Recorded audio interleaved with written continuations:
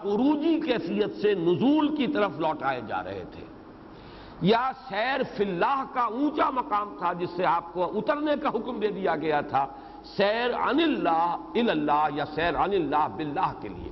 ان اصطلاحات کو میں چاہتا ہوں آج سمجھ لیں، چاہے کوئی شخص جو ہے اس میدان میں کوئی قدم رکھنے کا ارادہ رکھتا ہو نہ رکھتا ہو۔ میرا اپنا مزاج بھی جو ہے میں عرض کیے دیتا ہوں کہ جہاں تک جو عملی مراقبے وغیرہ اور ذکر اور اشغال کے جو بھی طریقے ہیں مختلف سلاسل تصوف کے، مجھے ان سے کوئی مناسبت نہیں۔ میں تو سلوک محمدی کا قائل ہوں، جس کا اصل جو ہے سلسلہ وہ ہے جہاد، محنت، اقامت دین کی جد و جہد، اس کے لیے ایثار، اس کے لیے قربانی، اس میں استقامت۔ باقی یہ چیزیں جو ہیں یہ صوفیاء کے اپنے طریقے ہیں، مجھے ان سے کوئی مناسبت نہیں۔ لیکن تصوف کا جو علمی پہلو ہے، فکری پہلو ہے، اس سے مجھے گہرا شغف ہے۔ اس کا اللہ کے فضل و کرم سے پورا ادراک اور شعور بھی مجھے حاصل ہے، پوری گہرائی کے اندر میں اس کو سمجھتا ہوں، اور میری ذہنی اور قلبی اور نفسیاتی مناسبت اس کے ساتھ ہے۔ اور وہ ساری چیزیں میں قرآن حکیم سے میں نے اخذ کی ہے، میرا کوئی اور سورس نہیں ہے، قرآن حکیم ہی میں ایمان کے باطنی حقائق، مقام رضا، مقام تسلیم، اب یہ تمام چیزیں جو مقام صبر، مقام توکل، جو کہ سورہ تغابن کے درس کے ضمن میں بیان کرتا ہوں اور آپ میں سے اکثر حضرات کے علم میں ہے، یہی تو ہے کہ جو تصوف کے موضوعات ہیں۔ اسی طریقے سے یہ جو کیفیات باطنیہ ہیں، جیسا کہ میں نے پہلے بھی عرض کیا تھا، میرے نزدیک سب سے بڑے ماہرین علم نفس جو ہیں وہ ہمارے صوفیاء ہیں۔ انسان کی باطنی کیفیات میں جو اتار چڑھاؤ آتا ہے، جو تغیر و تبدل آتا ہے، اس کا جتنا گہرا شعور و ادراک مسلمان صوفیاء کو حاصل رہا ہے اور کسی کو حاصل نہیں رہا۔ اس اعتبار سے میں یہ چاہتا ہوں کہ ان چیزوں سے ضرور ذہنی مناسبت آپ حضرات کو بھی پیدا ہو اور ان کو سمجھیں، تاکہ وہ بوجھ جو ذہنی ہے وہ ختم ہو جائے۔ عملی طور پر معاملہ جو ہے وہ ایک علیحدہ معاملہ ہے، کوئی اگر اس راستے پر جائے تو میں اسے حرام نہیں کہتا، یہ ہے کہ میری اپنی مناسبت اس کے ساتھ نہیں ہے، اسی لیے میں نے کسی سے بیعت نہیں کی۔ لیکن یہ کہ جہاں تک یہ حقائق ہیں باطنی نفسیاتی حقائق اور دوسری طرف فلسفیانہ حقائق، پھر وہ ایمان کے جو باطنی ثمرات ہیں ان کا معاملہ، یہ میں قرآن مجید کے حوالے سے جانتا ہوں اور میرا اس کے ساتھ قلبی مناسبت ہے، طبعی مناسبت ہے، ذہنی مناسبت ہے۔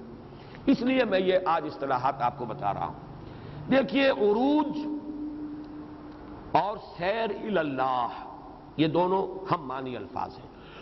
ایک شخص اللہ کا قرب حاصل کر رہا ہے، ذہناً، قلباً، عملاً، تقرب الی اللہ، جس کے لیے ایک تقریر میں نے کی تھی کبھی ہمارے سالانہ اجتماع تنظیم اسلامی کے، اور اس حدیث کے حوالے سے تقرب الی اللہ کے دو مراتب ہیں، ایک ہے تقرب بالفرائض، ایک ہے تقرب بالنوافل۔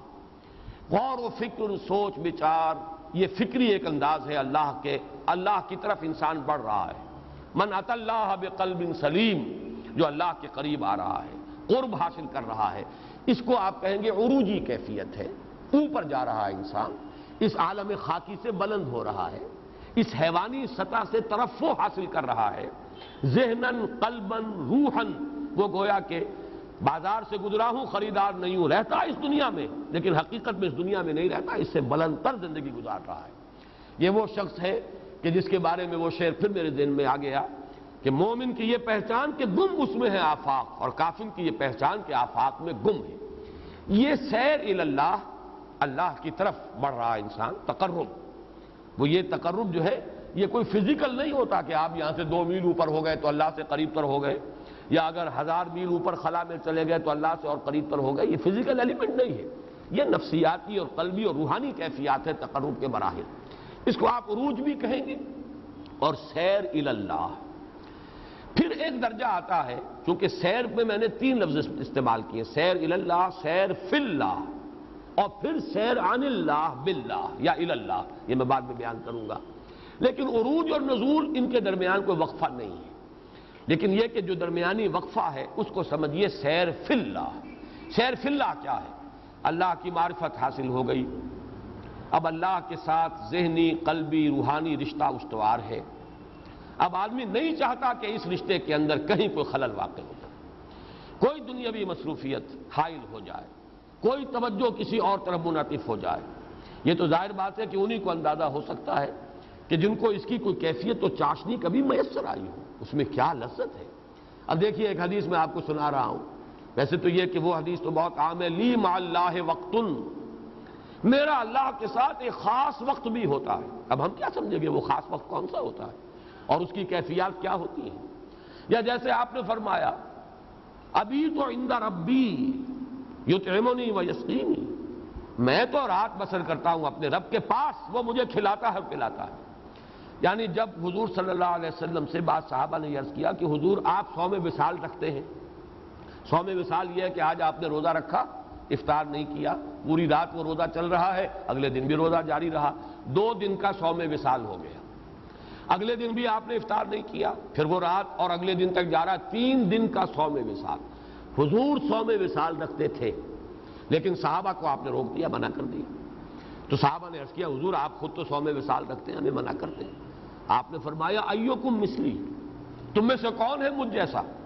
ابھی تو عند ربی، میں تو اپنے رب کے پاس رات بسر کرتا ہوں، وہ مجھے کھلاتا ہے پلاتا ہے. تم میری مثال نہیں بن سکتے، تم اس طریقے سے میری نقل نہیں کر سکتے. اب یہ کیا رات کا بسر کرنا ہے ہم کیا سمجھیں گے، لیکن اس کو سمجھ لیجئے. میں نے یہ اچھا ہوا کہ یہ احادیث سامنے آ گئی تاکہ جو حضرات ذرا وہ زیادہ مزاج جو ہے جن کا وہ روایات کے ساتھ اور وہ اس پر زیادہ وابستگی کے ساتھ جمنا چاہتے ہیں، نئی اصطلاحات سے طبیعت جو ہے ان کی اوپر آتی ہے. تو سیر فی اللہ تو شاید ان کے لیے قابل قبول نہ ہو کہ اصطلاح ہے صوفیاء کی، لیکن یہ کیا ہے؟ مبیت عند رب، رات رب کے پاس بسر ہو رہی ہے. یہی ہے جسے صوفیاء کہتے ہیں سیر فی اللہ. اللہ کے ساتھ وہ قرب، وہ لو لگی ہوئی، وہ تار قائم ہے، وہ رشتہ برقرار ہے، اس میں کوئی اور کسی طرف سے کوئی دخل اندازی، کسی طرف توجہ کا بٹ جانا، منعطف ہو جانا قطعاً گوارا نہیں. یہ ہے جس کو سیر فی اللہ سے تعبیر کیا جائے گا. اور غالب کا شعر چونکہ اس قسم کی نفسیاتی کیفیات کو غالب نے بہت خوبصورتی سے بیان کیا ہے. دل چاہتا ہے پھر وہی فرصت کے رات دن، بیٹھے رہے تصور جانا کیے ہوئے.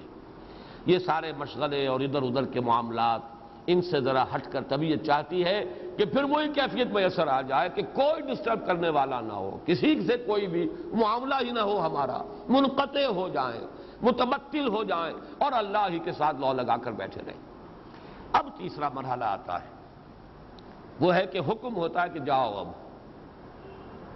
اب دوسرے انسانوں کو بھی اٹھانے کی کوشش کرو. یہ لذت جو تمہیں حاصل ہو رہی ہے اس میں دوسروں کو شیئر کرو، دوسروں کے ساتھ شیئر کرو.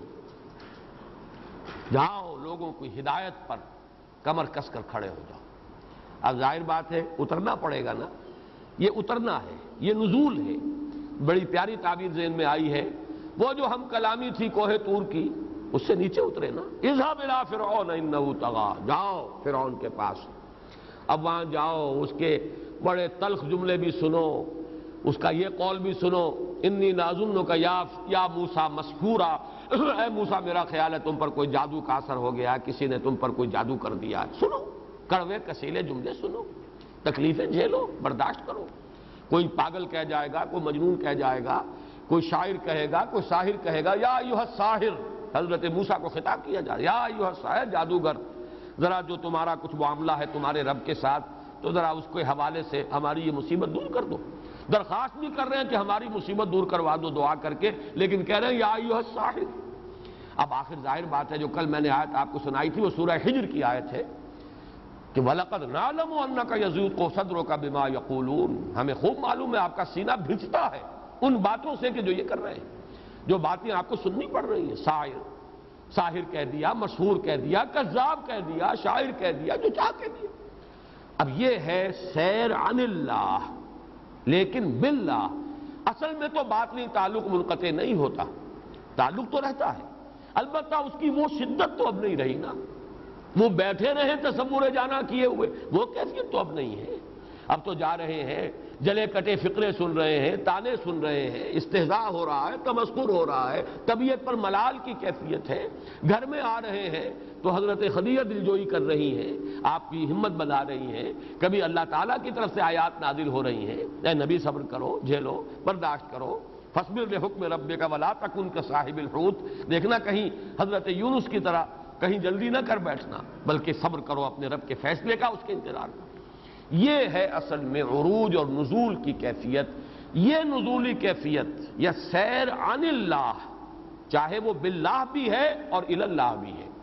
اس حالت میں بھی تعلق منقطع نہیں ہوتا، لیکن چونکہ اب رخ ہے مخلوق کی طرف، تبلیغ ہو رہی ہے تو کس کی طرف رخ ہے؟ آپ نماز میں کھڑے ہیں تو رخ کس کی طرف ہے؟ اللہ کی طرف ہے۔ انی وجہت وجہی للذی فطر السماوات والارض حنیفا، آپ نے یہ ہاتھ اٹھا دیے، گویا کہ اعلان کیا ہے کہ میں منقطع کر رہا ہوں اپنا تعلق، دائیں بائیں سے میرا تعلق منقطع ہے، میں نے اپنی توجہ کو مرتکز کر دیا ہے اب اپنی اس رب کی طرف جس نے آسمان اور زمین پیدا کیے۔ لیکن جب آپ تبلیغ کر رہے ہیں، تعلیم دے رہے ہیں، وعظ کہہ رہے ہیں، تقریر کر رہے ہیں، چاہے کوہ صفا پر کھڑے ہو کر تقریر کی، چاہے بنو ہاشم کو جمع کر کے کھانا کھلا کر آپ نے اپنی دعوت پیش کی، یہاں رخ کس کی طرف ہے؟ یہاں تو مخلوق کی طرف ہے، ان کے ساتھ اب جو ہے تعلق جو ہے وہ قائم ہو رہا ہے۔ اس اعتبار سے یہ کیفیت ہے جو بہت شاخ گزرتی ہے، کہاں وہ لذت، کہاں وہ کیفیت، کہاں وہ سرور، کہاں وہ کیف، جس کا کہ ہم تو کوئی تصور بھی نہیں کر سکتے، لیکن یہ کہ جسے حاصل ہے لذت این بادہ نہ دانی بخدا تا نہ چشی، جس کو کوئی ایک بھی رمق اس کی میسر آئی ہو وہ جان سکتا ہے کہ رسول کے قلب پر یہ بات کتنی بھاری گزرتی ہے، کجا وہ کیفیت اور کجا یہ کیفیت، یہ ہے اصل میں شاخ گزرنے والی بات۔ اسی کے حوالے سے اصل میں نوٹ کر لیجئے، ہمارے صوفیہ میں سے شیخ عبد القدوس گنگوہی رحمۃ اللہ علیہ کے دو اقوال ہیں، ایک کو تو علامہ اقبال نے بھی اپنے لیکچرز میں کوٹ کیا ہے، میں نے بھی پہلے بارہا آپ کو سنایا ہے، لیکن اس سے یہ فرق واضح ہوگا۔ علامہ اقبال نے اصطلاحات استعمال کی ہیں مسٹک ایکسپیرینس اور پروفیٹک ایکسپیرینس۔ ایک ہے صوفی، وہ صوفی تو لو لگا کر بیٹھ جاتا ہے اور اپنی اس کیفیت میں کوئی وہ نہیں چاہتا کہ کسی طرح کا بھی کوئی خلل آئے، جبکہ رسول کا کام کیا ہے؟ اب وہ خلق کی ہدایت کے لیے کمر کس لیتا ہے، اس کو نزول کا راستہ اختیار کرنا پڑتا ہے، کوہ ہرا سے اتر کر آنا پڑتا ہے، اتر کر ہرا سے سوئے قوم آیا اور ایک نسخہ کیمیا ساتھ لایا، ادھر اس کو جبل طور سے اترنا پڑتا ہے، اذهب الى فرعون انه طغى۔ تو یہ نزول جو ہے اس کا صوفی کا معاملہ اور نبی اور رسول کا معاملہ، بیسک ڈفرنس یہی ہے پروفیٹک ایکسپیرینس کے اندر اور جو مسٹک ایکسپیرینس ہے علامہ اقبال کی اصطلاح میں، اور انہوں نے قول نقل کیا ہے شیخ عبد القدوس گنگوہی رحمۃ اللہ علیہ کا، فارسی میں بھی یہ قول آتا ہے، انہوں نے تو خیر اس کا ترجمہ دیا ہے، محمد عربی بالائے آسماں رفت و باز آمد، بخدا اگر من رفت میں باز نہ آمد میں۔ محمد عربی تو آسمان کے اوپر گئے، سدرۃ المنتہا تک چلے گئے، اس قدر قرب حاصل ہو گیا، پھر واپس آ گئے، خدا کی قسم اگر کہیں میں پہنچ جاتا کبھی واپس نہ آتا۔ یہ فرق ہے۔ اس عروج کے بعد اب یہ نزول، جاؤ در در کی خاک چھانو، جاؤ لوگوں کے فقرے سنو، جلے کٹے، استہزاء برداشت کرو، پائے مبارک لہو لہان کرواؤ، جاؤ طائف کی وادی میں، کہاں وہ سرور، کہاں وہ کیف، کہاں اس کی لذت، کہاں یہ معاملہ۔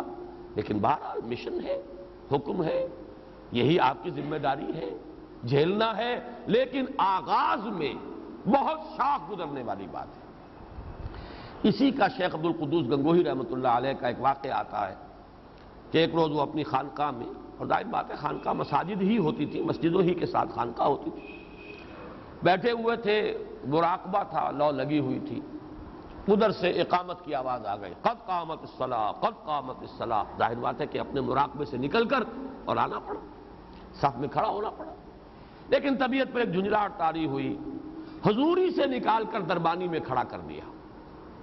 یہ ہے اصل میں ان کی کیفیت کو، وہ کیفیت حضوری کی تھی، اللہ کے اور ان کے قلب یا روح جو بشری ہے ان کی، اس کے درمیان کوئی فصل نہیں تھا، کوئی بود نہیں تھا، نہایت قرب، اتصال بے تکیف بے قیاس، حس رب الناس را با جان ناس، یہ کیفیت حاصل تھی بالفعل۔ اب یہاں کھڑے ہونا پڑا ہے آ کر، تو حضوری سے نکال کے دربانی میں کھڑا کر دیا ہے۔ بس یہ نوٹ کر لیجئے، جو متبع سنت ہوگا صوفی، ایک وہ ہوتے ہیں جو ملنگ ہو جاتے ہیں، وہ حدود سے گزر گئے، وہ گویا کہ خط سرطان سے آگے نکل گئے یا خط جدی سے نیچے کہیں چلے گئے، اتر گئے۔ ایک وہ ہیں جو حدود میں رہتے ہیں، حدود میں رہنے والے یہی ہیں کہ جو فرائض ہیں وہ لازماً ادا کرنے، یہ نہیں ہے کہ فرائض سے آپ اب بے پرواہ ہو جائیں، اتباع سنت لازم ہے۔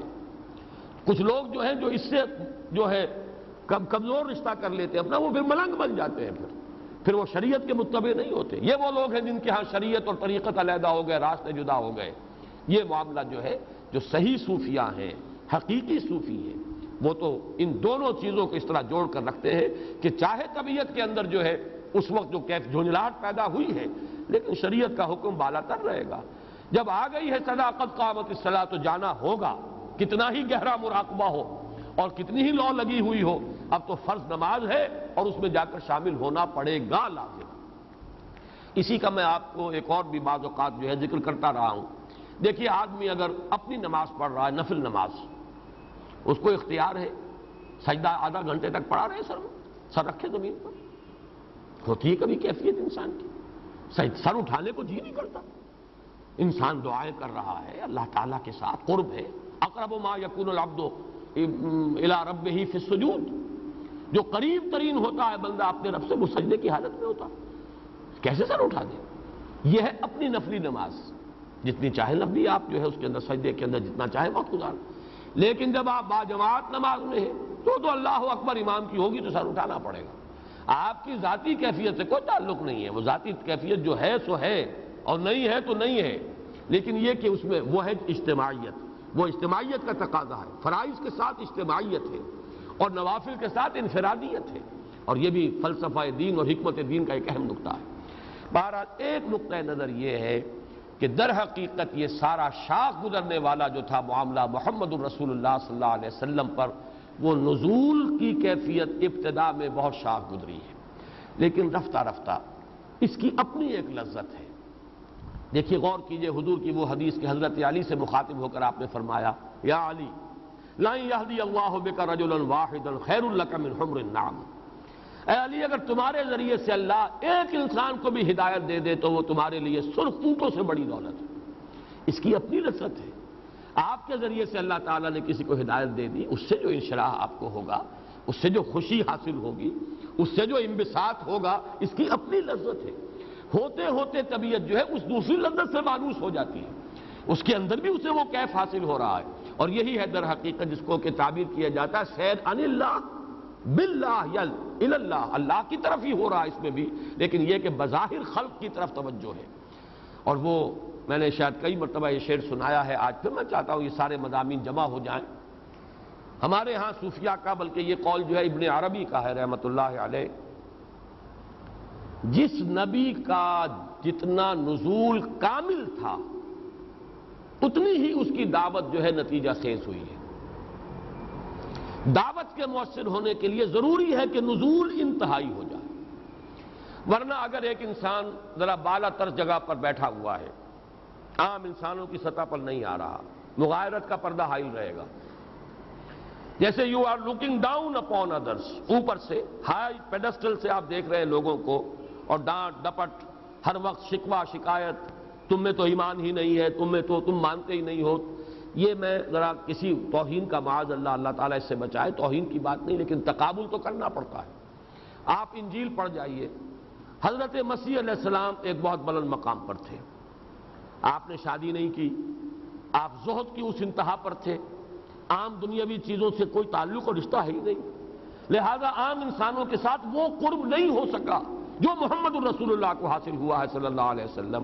آپ نے اس جگہ پر اتر کر عام آدمی کی سطح پر آ کر زندگی گزاری ہے۔ وہ تو جو بھی اللہ کے ساتھ تعلق تھا، رات کس کیفیت میں بیتتی تھی وہ تو عام انسانوں کو کیا پتا، لیکن دن کے وقت محمد صلی اللہ علیہ وسلم بالکل عام انسانوں کے مانند تھے۔ آپ اپنے ساتھیوں میں بیٹھے ہوتے تھے، آنے والا پتہ نہیں چلا سکتا تھا کہ ان میں محمد کون سے ہیں، کوئی خاص مسئلہ نہیں، کوئی گاؤ تکیہ نہیں، کوئی مور چھل نہیں، کوئی آپ کا لباس فاخرہ نہیں، کچھ بھی نہیں۔ اکثر لوگوں کو دقت ہو جاتی تھی، معلوم کرتے تھے کہ کون ہے محمد ان میں صلی اللہ علیہ وسلم۔ پھر جیسے آپ نے فرمایا مجھے تمہاری دنیا میں جو چیزیں مجھے پسند ہیں ان میں سے عورت بھی ہے، کوئی حجاب محسوس نہیں کیا آپ نے، جو انسان کے تقاضے ہیں، بشری تقاضے ہیں، قتل کو حجاب محسوس نہیں کیا، آپ نے نکاح کیے ہیں، متعدد کیے ہیں۔ قرآن مجید میں ہے سورہ احزاب میں وَلَوْ أَعْجَبَكَ حُسْنُهُنَّ، اے نبی چاہے کتنا ہی کسی عورت کا حسن جو ہے وہ آپ کے دل پر اثر انداز ہو جائے، لیکن اب آئندہ کوئی اور نکاح کرنے کی آپ کو اجازت نہیں ہے، جبکہ حد لگا دی گئی ہے، آخری سورہ احزاب کے اندر موجود ہے۔ اب آپ کوئی اور نکاح نہیں کر سکتے سوائے اس کے کہ اللہ تعالیٰ آپ کو کوئی یعنی مال فے میں یا کوئی غنیمت میں کوئی اگر کنیز آ گئی ہے، یا جیسے کہ مقوقس شاہ مصر کی طرف سے حضرت ماریہ قبطیہ جو ہے وہ بھیج دی گئی ہے، لیکن نکاح اس کے بعد نہیں ہوا، غزوہ احزاب کے بعد نکاح نہیں۔ وَلَوْ أَعْجَبَكَ حُسْنُهُنَّ، ان الفاظ پر غور کیجیے۔ تو معلوم یہ ہوا کہ نبی اکرم صلی اللہ علیہ وسلم نے اس طرح آ کر ہیومن لیول پر زندگی گزاری ہے کہ کوئی مغایرت کا احساس ہی نہیں ہوتا۔ اگر پیٹ پر پتھر بندھے ہوئے صحابہ کرام کے تو آپ نے بھی باندھے ہوئے 2 پتھر، یہ نہیں کہ آپ کو کوئی ضرورت نہیں ہے کہ اور آپ کی قبر جو ہے وہ دوہری نہیں ہو سکتی۔ فاقے کا اثر جو دوسرے صحابہ پر پڑ رہا ہے وہی پڑ رہا ہے محمد الرسول اللہ صلی اللہ علیہ وسلم پر، ان کو بھی پتھر باندھ لینا پڑا ہے۔ یہ ہے وہ مختلف چیزیں۔ ایسا بھی ہوا ہے کسی وقت شدید کیفیت کے اندر بد دعا بھی نکل گئی زبان سے، ٹوک دیا اللہ تعالیٰ نے، نبی ایسا نہ کیے، لیس لک من الامر شیء، آپ کو اختیار حاصل نہیں ہے۔ اللہ چاہے گا تو ان کو توبہ کی توفیق دے دے گا، چاہے گا تو ان پر عذاب نازل کرے گا، ہیں عذاب کے مستحق ہو چکے ہیں جو کچھ انہوں نے کیا ہے، لیکن اختیار مطلق ہے۔ آپ نے یہ کیسے کہہ دیا کہ کیف یہد اللہ قوما خضبوا وجہ نبیہم بالدم، کیسے اللہ ہدایت دے گا اس قوم کو کہ جس نے اپنے نبی کے چہرے کو خون سے رنگین کر دیا؟ آپ نہیں کہہ سکتے، یہ اختیار ہمارا ہے، آپ کے ذمے ہے، آپ کی تبلیغ ابلاغ حساب ہمارے ذمے ہے۔ انا الینا ایابہم ثم انا علینا حسابہم، حساب ہمارے ذمے ہے۔ تو یہ چیزیں ہیں، ان کو نوٹ کیجئے۔ نزول جتنا کامل تھا اتنی ہی کامیابی ہوئی، اس لیے کہ مغایرت کے پردے جو ہیں وہ درمیان میں نہیں رہے۔ تو شیخ ابن عربی کا یہ قول جو ہے بہت حکیمانہ قول ہے کہ جتنا نزول ہوگا کامل اتنی ہی دعوت اور تبلیغ جو ہے وہ مؤثر ہوگی، نتیجہ خیز ہوگی۔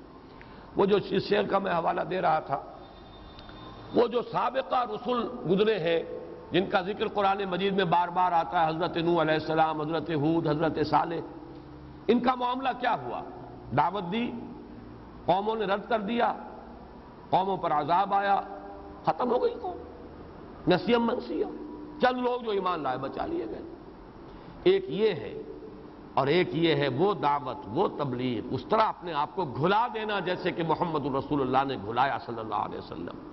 اور اللہ تعالیٰ نے پھر نتیجہ یہ دکھایا ہے کہ ایک پوری قوم کو اٹھایا ہے، کہاں سے اٹھایا، کہاں پہنچایا، کن پستیوں سے اٹھایا، کن بلندیوں تک پہنچایا، کس رفعت تک پہنچا دیا اس معاشرے کو، اس قوم کو۔ تو وہ شعر مجھے کبھی کبھی یاد آتا ہے، اگرچہ اس کو اس معنی میں نہ لیجیے گا کہ اس میں کوئی تان کا پہلو ہے سابقہ رسولوں کے لیے، کہ نشہ پلا کے گرانا تو سب کو آتا ہے، مزہ تو تب ہے کہ گرتوں کو تھام لے ساقی۔ یہ گرے ہوئوں کو اٹھانا جو ہے یہ ہے کام، اور اس کام کی اپنی لذت ہے۔ جب آپ کی طبیعت کے اندر اس سے انس پیدا ہو گیا، آپ مانوس ہو گئے، اس نئی لذت کے آشنا ہو گئے، تو اب وہ قلق جو ہے وہ رفع ہو گیا۔ الم نشرح لك صدرك ووضعنا عنك وزرك الذي انقض ظهرك۔ یہ ہے عروج اور نزول کا فلسفہ، یہ ہے سیر الی اللہ، سیر فی اللہ، سیر عن اللہ الی اللہ، یا سیر عن اللہ باللہ۔ ان کے حوالے سے اس سورہ مبارکہ کی کے پس منظر میں جو آپ کا جو وہ قلق کی کیفیت ہے، جو شدت ہے، وہ بوجھ جو باطنی اور جو آپ کی نفسیاتی جو احساسات کے اندر کیفیت ہے، جس کو تعبیر کیا جا رہا ہے کہ وہ آپ کی کمر توڑے دے رہا تھا، ہم نے اسے دور کر دیا، یعنی آپ کی طبیعت میں مانوسیت پیدا کر دی۔ اپنے اس فرض منصبی کی ادائیگی میں اب آپ کو ایک دوسری روحانی لذت حاصل ہو رہی ہے۔ جس کو بھی آپ نے اٹھا لیا، جس کو بھی اس پستی سے اوپر اٹھایا، جس چیز کو بھی گندگی سے نکالا اور پاک و صاف کر دیا، اس سے جو انشراح، جو انبساط، اس سے جو خوشی، اس سے جو مسرت حاصل ہوتی ہے، یہ گویا کہ اب قائم مقام بن رہی ہے۔ وہ تھوڑی سی کمی کہ جو آپ کا وہ جو تعلق تھا اللہ کے ساتھ ایک براہ راست اور مستقل بیٹھے رہے تصور جانا کیے ہوئے، اس میں اگر کوئی کمی آئی ہے تو اس حوالے سے ہم نے آپ کی جو سختی تھی اس کو آپ پر آسان کر دیا۔ وَرَفَعْنَا لَكَ ذِكْرَكَ، اور ہم نے آپ کے لیے بلند کر دیا آپ کے ذکر کو۔ اس کا تعلق میں نے جوڑا تھا، ابھی جو میں نے باتیں عرض کی تھیں، سورۃ الضحیٰ کی 2 آیات، کیونکہ وہاں 11 آیتیں ہیں، یہاں 8 آیتیں، ظاہر بات ہے کہیں نہ کہیں تو کوئی کمی ہوگی، 3 کی جگہ تو 3 آ گئی یہاں۔ الم یجدک یتیما فآویٰ ووجدک ضالا فہدیٰ ووجدک عائلا فاغنیٰ۔ الم نشرح لک صدرک ووضعنا عنک وزرک الذی انقض ظہرک، یہ تین اس کے مقابلے میں یہ تین بالکل برابر ہیں۔ البتہ یہ آیت جو ہے رفعنا لک ذکرک، یہ در حقیقت مقابل میں ہے ان دو آیتوں کے، وَلَلْآخِرَةُ خَيْرٌ لَكَ مِنَ الْأُولَىٰ وَلَسَوْفَ يُعْطِيكَ رَبُّكَ فَتَرْضَىٰ۔ فرق کیا ہے؟ یہاں صیغہ ماضی کا ہے، وہاں مستقبل کا ہے۔ وَلَسَوْفَ يُعْطِيكَ رَبُّكَ فَتَرْضَىٰ، یہاں ماضی کا ہے، لیکن ماضی سے لازم یہ نہیں ہوتا کہ زمانہ ماضی مراد ہو، بلکہ فعل ماضی عربی زبان میں آتا ہے کسی چیز کی حتمی اور یقینی ہونے کے معنی میں۔ جیسے احوال آخرت قرآن مجید میں آئے ہیں فعل ماضی میں، اذا الشمس كورت واذا النجوم انكدرت واذا الجبال سيرت واذا العشار عطلت، یہ سارے ماضی کے صیغے ہیں۔ اذا وقعت الواقعہ ليس لوقعتها كاذبہ، اب یہ تمام ماضی کے صیغے ہیں۔ تو معلوم یہ ہوا کہ ماضی جو ہے جہاں ایک طرف زمانہ ماضی پر دلالت کرتا ہے فعل ماضی صیغہ ماضی، وہاں کسی مستقبل کی شے بھی اگر وہ بالکل حتمی ہو یقینی ہو تو وہ بھی فعل ماضی میں آتا ہے۔ اس معنی میں یہ در حقیقت ماضی کی بات مستقبل ہی کے حوالے سے بیان کی جا رہی ہے۔ اس وقت تک جب تک یہ آیات نازل نہیں ہوئی تھی، جس وقت تک یہ آیات نازل ہوئی، ابھی وہ رفع ذکر جو ہے جو عالم ہے ظاہری اس میں یہ نہیں ہوا۔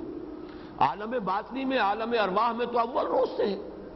حضور کی روح منور جو ہے روح پر نور، وہ ظاہر بات ہے کہ اول روز سے، جیسے کہ ایک حدیث موجود ہے ترمذی میں کہ سوال کیا گیا آپ سے متى وجبت لك النبوۃ یا رسول اللہ، اے اللہ کے رسول آپ کو نبوت کب ملی؟ آپ نے فرمایا والآدم بین الماء والطین، ابھی آدم کا جو ہے وہ ابھی خمیر ہی اٹھ رہا تھا اور پانی اور مٹی جو ہے اس کو گوندھ کر گارا بنایا جا رہا تھا، تب بھی میں نبی تھا۔ مراد کیا ہے؟ عالم ارواح۔ عالم ارواح میں جو بھی تھا اپنی امتیازی شان کے ساتھ تھا۔ آدم کی روح بھی